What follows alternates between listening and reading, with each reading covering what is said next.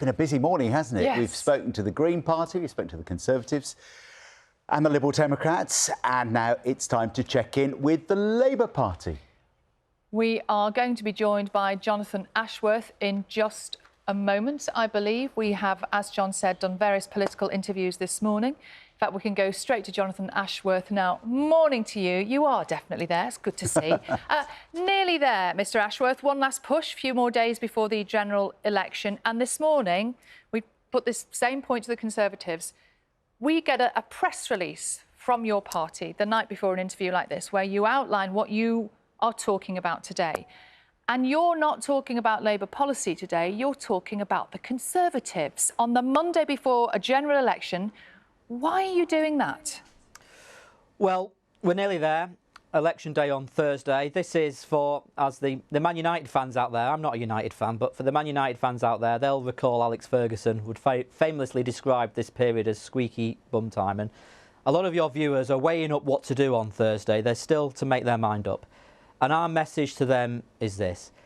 If you want change in this country, if you've had enough of all the economic chaos that's put your mortgage up, if you've had enough of all the scandals from the partying in Downing Street to the insider gambling scandal we've seen in this campaign, if you've had enough of waiting longer and longer for treatment in the NHS, then vote for change on Thursday. Do not wake up on Friday to 5 more years of Rishi Sunak. And that is our big message now in the final days of this campaign. And you have the power, your viewers have the power to bring about change for this country, to fix the NHS, to get good jobs and raise living standards across the country, to give our children the best start in life. And they're the things that we're now focusing on as we head towards the closing couple of days. Well, let's focus on that then. Let's focus on Labour. How would you do any better?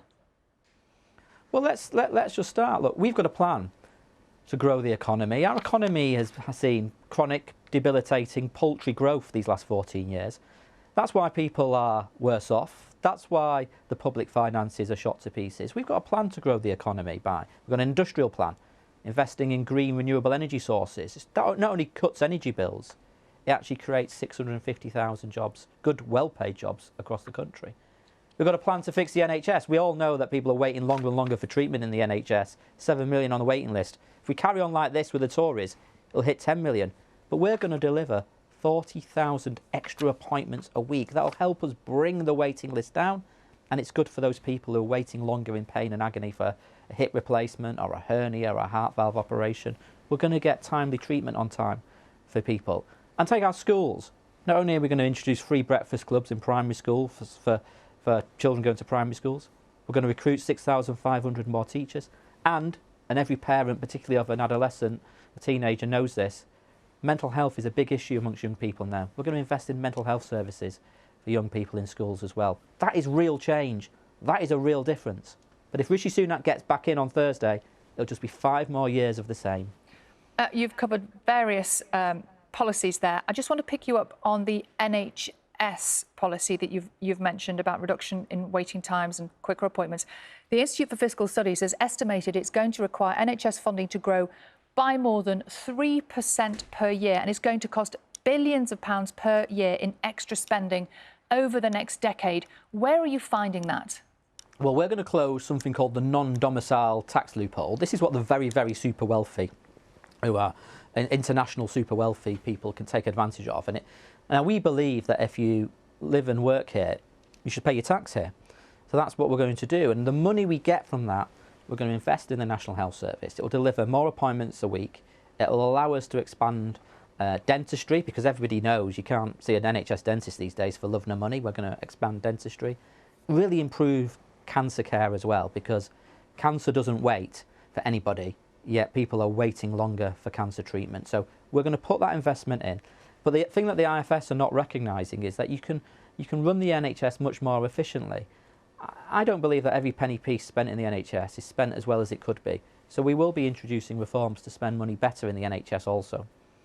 We know at the weekend, don't we, that the Sunday Times came out in support of Labour. I'll just remind you of what they said. It wasn't exactly a ringing endorsement. They said neither leader has engaged meaningfully with the public. Yes, there have been television debates and interviews. Both parties have run a hermetically sealed campaign punctuated by staged photo opportunities. How disappointed are you with that endorsement? Well, I mean, look, we are pleased when any newspaper endorses us, and I think the Financial Times has endorsed us today as well. But look, the real endorsement we want is the endorsement of the British people on Thursday. And I will say again, to those who are still making up their mind, or those who think this is a done deal, it is not. Every single vote will count. And if you want to get rid of the Conservatives, the way to do that is Labour, not sort of these other minor parties, Greens or sort of independents and things like that, or whatever. The way to guarantee that you do not wake up to 5 more years of Rishi Sunak on Friday is voting Labour on Thursday. You're promising to create 650,000 jobs, aren't you, over the next 5 years as part of your green prosperity plan. But I'm back to the IFS again. Paul Johnson, their director, has said the plan leaves literally no room for any more spending than planned by the current government. Now, you criticise the Tories for a lack of spending, but how are you going to be any different? Because we're going to take another tough decision. We're going to levy a proper windfall tax on those big gas and oil companies who have made fortunes these last few years throughout this cost of living crisis. They've made absolute fortunes. We're going to tax them properly. And the money that we get from that, we're going to invest in green, renewable energy sources, onshore, offshore, solar, tidal. This not only will help us cut energy bills for your viewers, it'll also create those good, well-paid jobs. And in the end, it will mean that because we're weaning ourselves off international fossil fuel markets, it means that people will not be hammered with the big energy spikes that we've seen under the Conservatives. And are you sure that will honestly save you enough? Yeah, we've done our calculations, and it's not just us.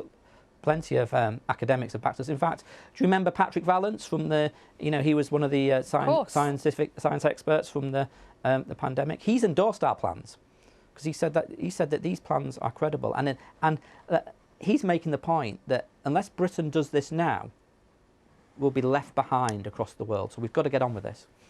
One story that we have covered extensively over the years here on Breakfast is the infected blood scandal. Have you budgeted for compensations for victims of that scandal? Because that bill is going to be huge. So just before the general election was called, the government announced the package. We supported that package.